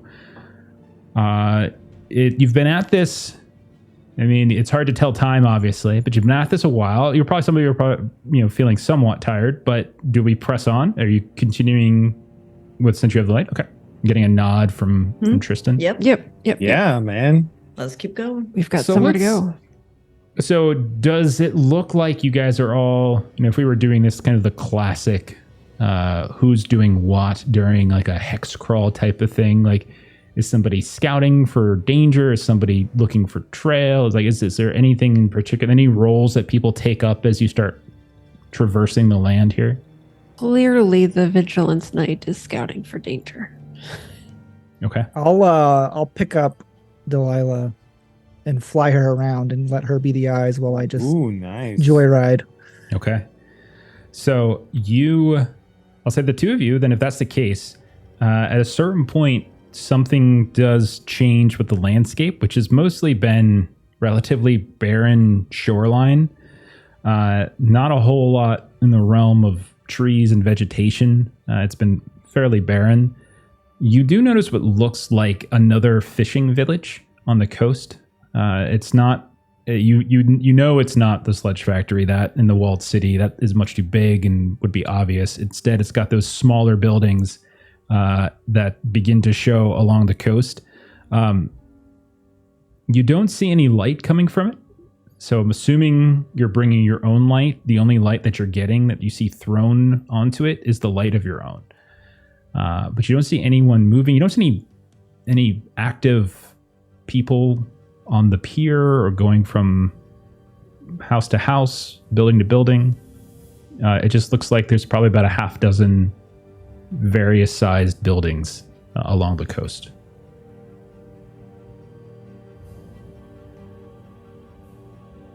Sorry, couldn't find the mute button. One thing that Diallo would be trying to look for would be, because weren't there other folks that came in with us into the town? So she's going to be a little bit distracted, like given the whole like unleashing fire thing, like looking to see any other signs of like. Right. You have not seen since you left Cinnamon's Lounge in the village that you destroyed. You have not. The only living thing you've seen other than each other is the beached whale and fish that exploded itself. But that is it. That's the only thing you've seen. You've never seen Ogzik or any of the other pirates who took some of the treasure from the vault. You all took some as well, and then they left in the direction of Cinnamon's Lounge. You never saw them in the lounge. You never saw them in the village anywhere. And then you destroyed the village, and you didn't necessarily see anybody in the rubble either. So you've never quite seen exactly where they went. While there were some non-skyboats at Cinnamon's Lounge, most of them were just like rowboats and fish, like those types of things. And likely you would have been able to see them because they wouldn't have gotten away too far. So you haven't seen anything. The one thing you do notice, though, as you're flying around and kind of scouting this village, is that every now and then your lights, as they sweep over, like it does cast these dark shadows here and there, as is like you're kind of moving the sun slightly, a very small sun, but the sun nonetheless. And so it creates these very dark zones that aren't getting hit. And every now and then you see, almost comically, cartoonishly, these blinking, glowing eyes from some of those shadows that just blink, they look up, and then they close. And then when you shine the light over top of them, you don't see anyone there. You don't see anything there. You don't see a creature or a person or anything like that. And all of this, I'm assuming you're doing this at somewhat of a distance, like you don't want to get too close. So if that changes, just let me know. Artist, did you see that? See what? I'm not paying attention. That you're flying. Yeah, that's why I This brought is- you, so I could just fly. Really cool, by the way, to be Yeah. flying. I've gone like skydiving and stuff. Mhm. This is really cool to actually like Pretty stay up here cool. and Yeah. be flying. But there's eyes in the shadows. That's pretty creepy. I was thinking, now that we're flying around, do you think we should just like ferry everybody to the Sludge Factory and skip this village? Well, I don't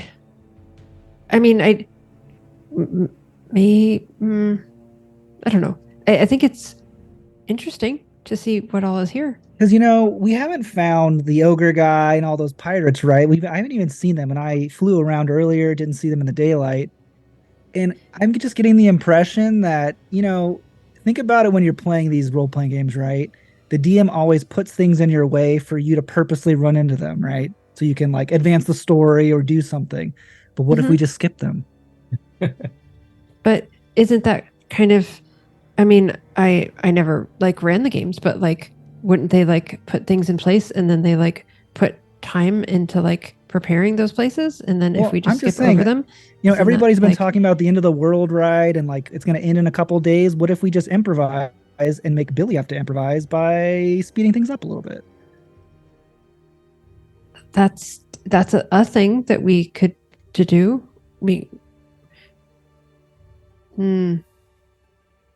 But there's those eyes too. Maybe they're not good eyes. We haven't met anyone good here. There's been the only person who could maybe have been good is the ogre.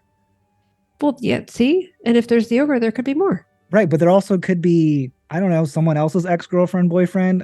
We've really been running into basically everyone's worst nightmares, if you haven't noticed. Yeah, some of that. You're the one flying, so... But if we want to try to see if we run into the ogre, they can't fly. So we'll definitely beat them where we're going if we fly there, or you fly us there. Yeah. Okay. Try me wherever you want to. Yeah, sure. I just thought you were going to have a, more of a decision-making thing, but it's okay. Executive decision. I'm going to go fly you back, and I'm going to pick someone else up, and then I'm going to take them to the Sludge Factory, and then I'm going to ferry everybody. Okay, that works. Okay, perfect. Yeah. Because if I'm all the way out over here, I can't protect anybody, and I'm supposed to protect people. So I need to be back with them. You're your own person. You can do whatever you want to do. Keep that in mind. Don't let other people. But I want to protect people. I want to protect. All right, if that's what you want to do, then that's important. I do. Thank you. Thank you for asking. Yeah, asking is nice. Right, exactly. Consent's good. Yeah, I know. Some people in the party, they have a problem with it. Yeah, we're gonna need to work on how we do that together. I agree. It can be cool. Hand signals, I get thumbs up, something. That would be good. Yeah, I get powered up and then I release it. It's a good combo. Could be a good combo. And no one else gets hurt. Not even yourself. No one else. That's true. That's true. That's true. I think I'm done flying now. Okay. Yeah, we're already there. Oh, thank you. There's the ground. I'll pick up. Who wants to go on a trip? We're gonna go to the Sludge Factory. I'm gonna ferry everybody. Chad, take Sean. They've been going at it for the last 30 minutes while you've been flying around. Please take one of them. Okay. I just want to clarify something. Did you drop Diala down by that village and then fly back to get the others? Oh no! Back at the party.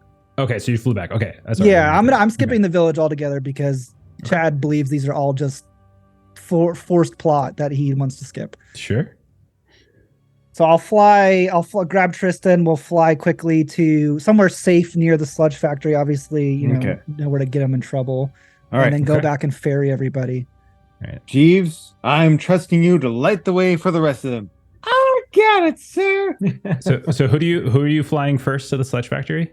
Tristan. Okay. So I'm giving my point of light to Jeeves. Okay. So Jeeves has it, and it's like, away we go. Just getting ready to fly as the three of you are flying. And those are very expensive. And so thank you. As the rest of you watch as their light kind of disappears, I'm gonna go ahead and just do a thing really fast. And a little counter here. So cool, artist. You get about 100 yards away, just outside of the light, when all of a sudden the dark sky flickers once more, like the halogen, the power is coming back on, and suddenly it's daytime. Your jetpack immediately sputters out, and the two of you NGs go plummeting to the ground, crashing directly into the ground. Okay, I'm going to grab artist. You got me. Yep. Reach into one of my many, many pouches that I have previously established. I'll pull it out and hammer space-time, as if from a cartoon.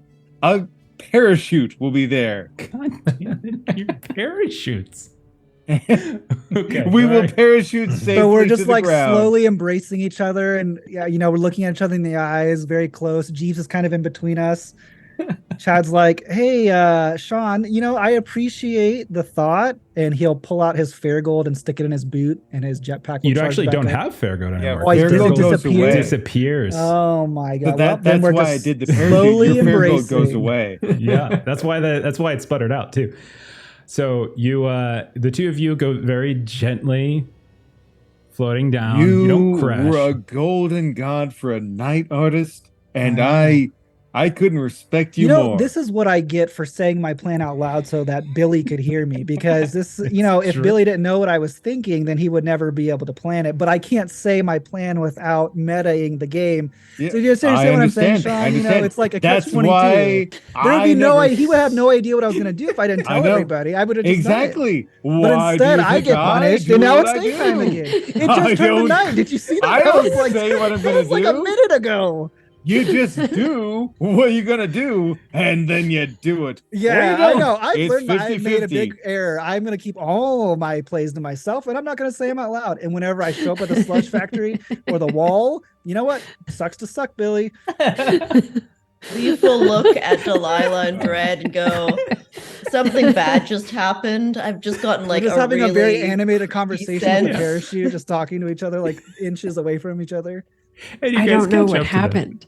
Yeah, but you got like the person walking over your grave feeling too, right? Like something bad just happened.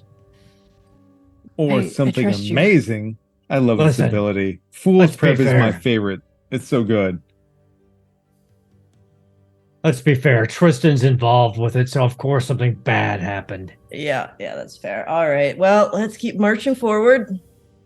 Now, so okay, and so Diala will share. Okay, so here and here and here is where I saw lights, but that was when it was Mhm. dark, and I didn't see them when it was light. So now I'm not quite sure if we're going to see them when it's light out or not.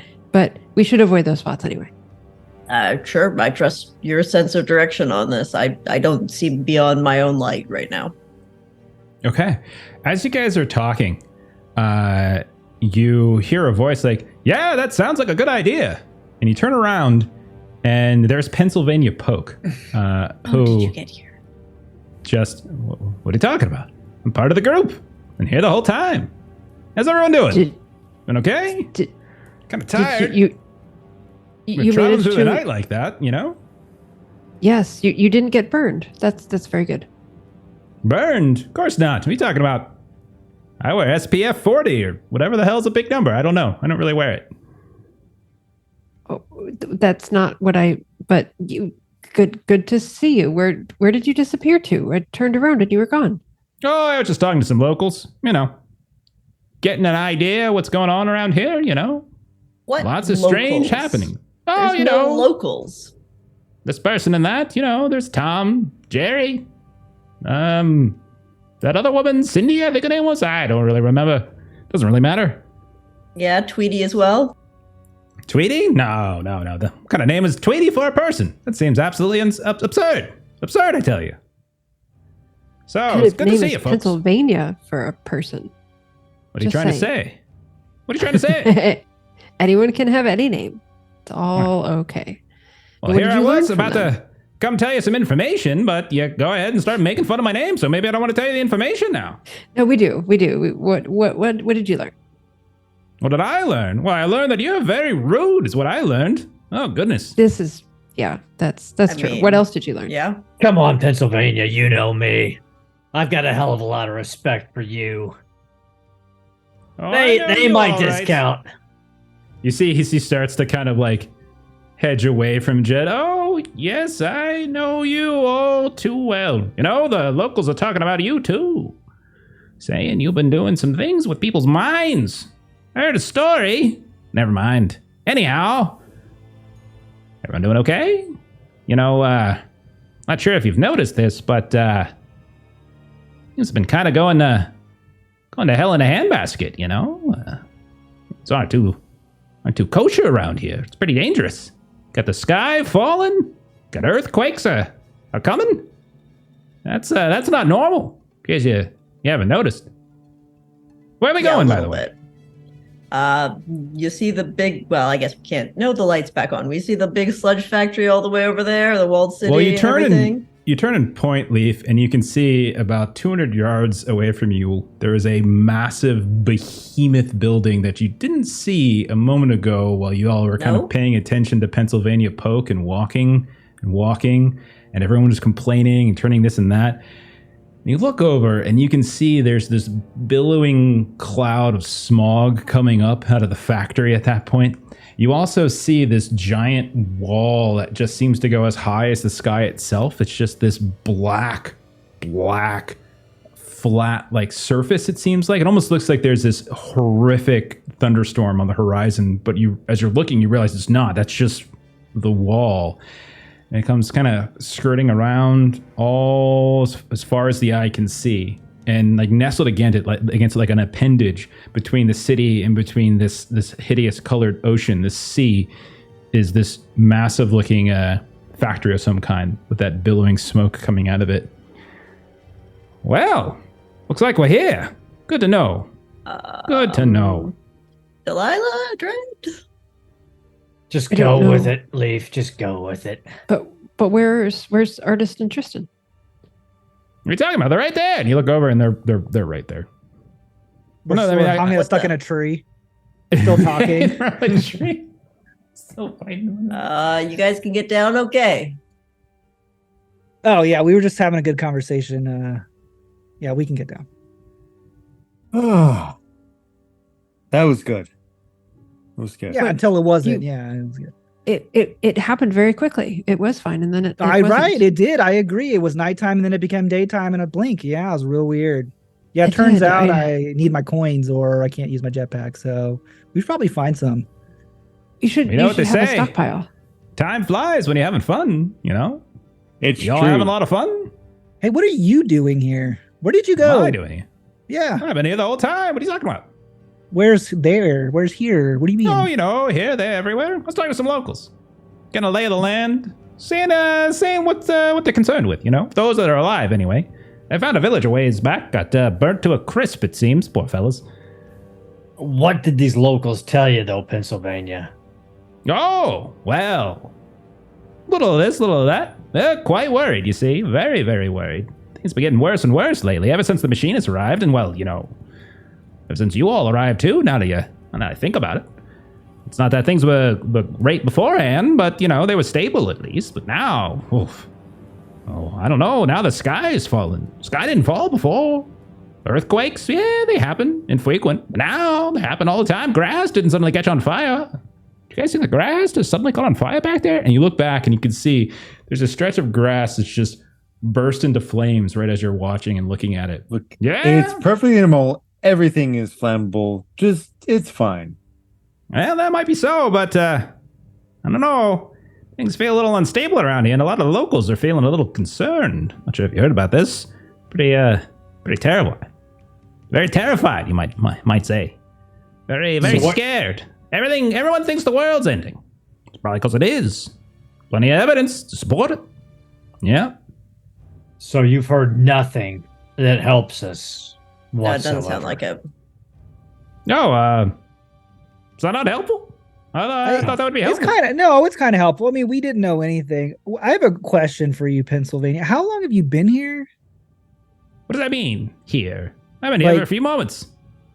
If you wouldn't know, like, in your life, you've lived in this place? Very existential, you say, huh? Oh, I've been here my whole life. Well, not here this spot, not here in the Copper Shore. But all around True Jersey, yeah, that's for sure. He'll kind of lean into the group. How has Steven's character been here? Okay. Maybe Let's we've just get all into been it. here and we're just now reunited with ourselves. Reunited, and it feels so good. Pennsylvania, point us towards the greatest treasure like you know you should. Because us, you, combined, we're gonna find it. You're gonna get that goal. We're gonna get that glory. And it's gonna amaze. I mean, come on. You know that's what you want. You want treasure? Wow. Fortune and glory, kid. Treasure? Well, I do know that there's a place far off to the west. People call it Old Trenton, they call it. Someone say there's a dragon there.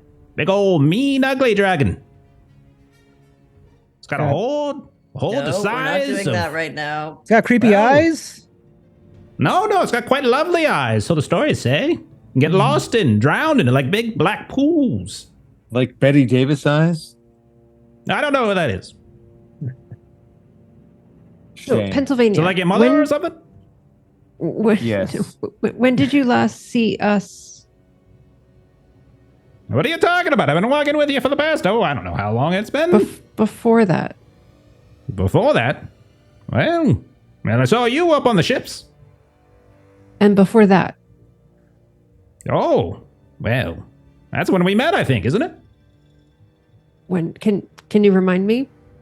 Well- We just met on the ships? Well, I remember meeting you when you were in such terrible shape up in the skies. The pirates were surrounding you. They were gonna cut you down to pieces, and old Pennsylvania Pope came sweeping in, all heroic like. You didn't do Saved you. anything. But Brought you no, to safety. Oh, that's not what happened. Okay, Yeah. but that we didn't meet you before then? Before then, maybe not. I don't know. I'm sorry. So you're I'll- not very. You've kind of got a forgettable face about you. And so she'll I'm recount. sure you're very aware of what that is. she'll recount something from like a previous game that was played that Pennsylvania would have been in. So she'll recount some.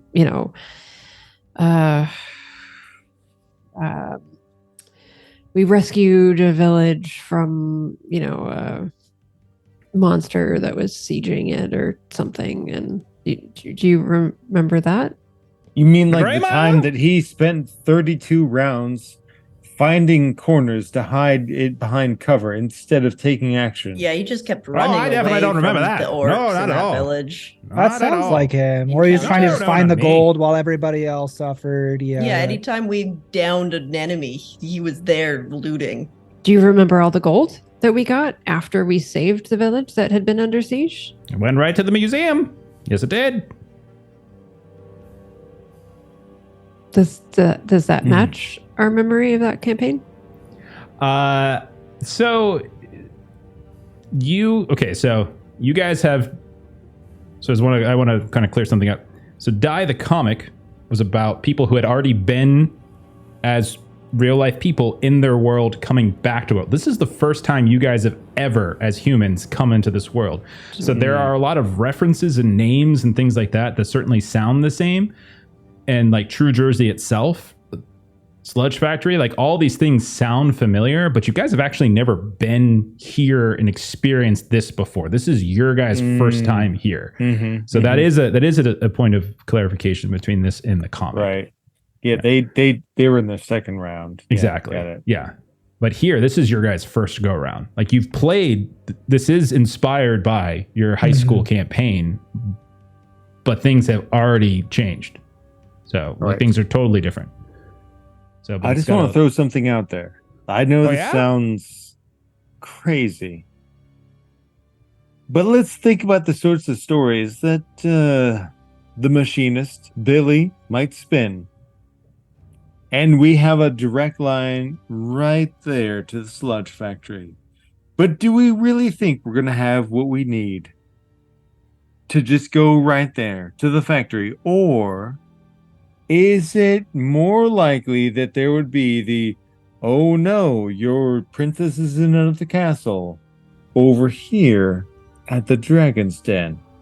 I think we need to go into the Sludge Factory and trigger the "Oh no, your princess is another castle" event. I don't think the princess is in there at all. I think he drained her already. At least that's what I heard from the locals. She's been That's gone good, so but you- long. But It may need to be triggered. It's true. There's a part of me that thinks we could cut some time going that way. But you make a really good point, Leaf. look, You if make we a don't really good trigger point, the Leaf. event there, then he liked the linear, right? So we need that one to go there. It's Brad's already true. walking towards the Sludge Factory. Also, Dread's already walking towards the Sludge Factory. I mean, we could just let him go. I between the four of us, I guess five with Pennsylvania somehow sticking around. Hey, that's me. He has done Like 5 nothing minutes. but be a dick to all of us. And I don't really know why we're gonna follow him, just because he wants to power game, or I don't know, go Here's the hardcore thing. mode. I think It's he's classic very storytelling. useful in this world. The least amongst us, the one who cares the least, in the end would be the one who could do the most. What? We need to hold faith in Deacon. Sean, I think you're leaning in a little bit too hard to Tristan, but all right, let's follow Dread for now. Do you I know just- he hasn't called himself Sean since we've been here? Yeah, I mean, I I did. know I haven't like really checked up on any of you guys since I left, but Yeah, he's pretty noticed. much like fully immersed, and it's kind of creepy. Yeah, Sean is way deep on playing the character. That is above board. Sean is very deep playing the character. Okay, so Pennsylvania, are you coming with us to the Sludge Factory? Geez. And he kind of pulls a pocket watch out of his jacket. Oh, geez, look at the time. I got an appointment. I've got to, I've got my first year classes I gotta get to, I gotta grade some exam papers and then gotta go through the museum, gotta do a final walkthrough and, Museum of what's that what over there? exactly? Oh, So he does the classic, what's that over there? People look and you turn back and he's gone again. Thank you for the information about Old Trenton. Comes back really quick. You're welcome. And then leaves. all right. So I think I agree. We should probably go trigger the thing, and then if that takes us to the other thing, then we go to the other thing. Yes, thank you. And no more science fiction. All right, let's just go. We're following into his trap. That's all I'm going to say.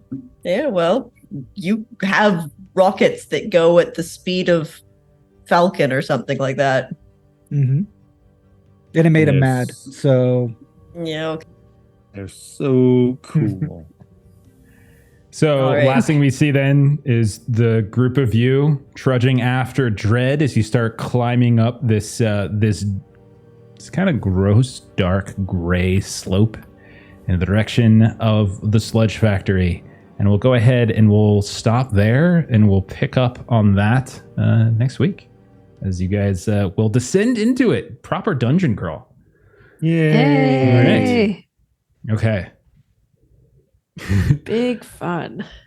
Oh my god. The master is so funny. Cracks me up because like you get literal cheat tokens. And so I'm just like, you know what? I'm going to spend one. I'm not going to say shit out loud next time. I'm not going to do it that often. I just thought it would be funny. I still put you here. I still put That you was here. a lot of fun. Yeah, Yeah, we it did was still so good. walk and show up. The two of you. All right. All right. So that's it for, what's this, episode 4? So we'll go on to episode 5 next week. We'll see what the Sludge Factory is all about. See if you guys can get through there and into the walled city. See if the princess is in a different castle. So the actual place, by the way, was called Old Trenton Resner, is what it's called. Because Resner, Oh, nice. yeah, Resner is the Awesome. name of the dragon. So there you go. Oh, Okay. oh my heart. Wish we'd gone. All right. Jeremy's like, wait. We're doing this next week. Wait. I'm not that tired. Yeah. Okay, let's do a couple quick plugs and we'll get on out of here. So, Aaron, you want to tell us what's going on Garblack? So next week, everybody's on vacation for Tuesday, so there won't be any Coriolis as far as I know. But on Thursday, Lewis will be starting at the first episode of the Ballad of the Bardings, a One Ring Second Edition campaign. Perfect. And next up, let's see, Jeremy, tell us about that Patreon. Yeah, Aaron Reese on Patreon. Comics, tokens, maps, other fun stuff. Check it out. And Evan, what you got going on? Nothing. Fair enough. As for us here, let's see, tomorrow night we're back finally to Conan as Aaron hops back into the Doom Master chair. See whether or not Steven gets out of the trouble that he caused about a month ago, that he's been on the precipice of dying for about a month now. It's been, what is it? Schrodinger's Steven. Until we actually play the game, maybe he survives. Maybe. I doubt. Saturday, we are back to One Ring. We've begun our march to Angmar, our final arc of the campaign, and we still got probably about maybe 2 more months of that left. And then on Monday, we are playing Holler for Savage Worlds. You can see me, Melissa, and Jeremy in it, which will most likely be the final episode of that campaign. I think episode 33 or so. We've been playing that for something like 15 months, a little over a year. That should be the final ep. Maybe one more, but probably the final one. And then Tuesday, you can catch, let's see, most of us here except for Evan and Jeremy playing Forbidden Lands. So that's what's on the schedule. We'll catch you all next Thursday for more Die. If you want to hang tight, I'm going to go ahead and raid somebody. And we'll see you later. Bye-bye. Good night.